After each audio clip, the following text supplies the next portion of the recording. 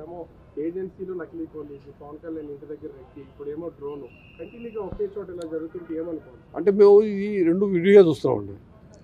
ఈ డ్రోన్ విషయం అనేది యాక్చువల్గా డ్రోన్ ఎగిరిందా లేదని మేము కనుక్కోవాలా. ఏదైనా చూసి డ్రోన్ అనుకున్నారు అక్కడ ఉన్న వాళ్ళు. ఎందుకంటే అక్కడ ఉన్న వాళ్ళు ఎవరు ఆ రోజు చెప్పినటువంటి వాడు ఒక ఆర్ఎస్ఐ తప్పించి అంతకన్నా సీనియర్ లేరు.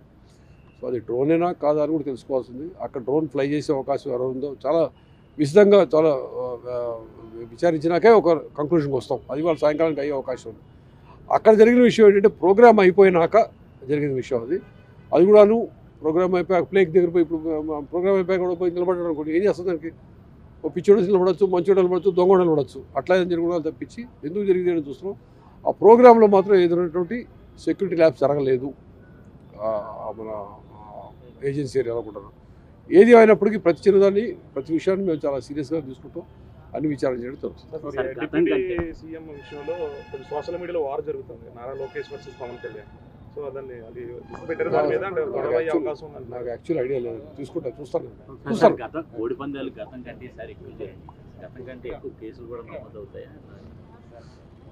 ఈసారి ఎక్కువ జరిగిందా అని నాకు ఎగ్జాక్ట్గా లాస్ట్ టైం ఎక్కువ తెలియదు. కేసులు చాలా పెట్టాం, ముందు నుంచి కేసులు పెడతా ఉన్నాం. ఎందుకంటే ఇది హైకోర్టు మానిటర్ చేస్తున్న యాక్టివిటీ. కొన్ని సంవత్సరాలుగా హైకోర్టుకి మేము వాళ్ళు మానిటర్ చేస్తున్న యాక్టివిటీ, ప్లస్ హైకోర్టుకి నివేదిక కూడా ఇవ్వాల్సి ఉంటుంది. జరిగిన విషయాలన్నింటిలో కూడాను ముందు జరిగింది, తర్వాత 13, 14, 15 3 రోజులు జరిగింది. మొత్తం మీద రిపోర్ట్ ఇవ్వాల్సి ఉంటుంది. అది ఇస్తాం, అది ఎప్పటికి కూడా. ఓకే.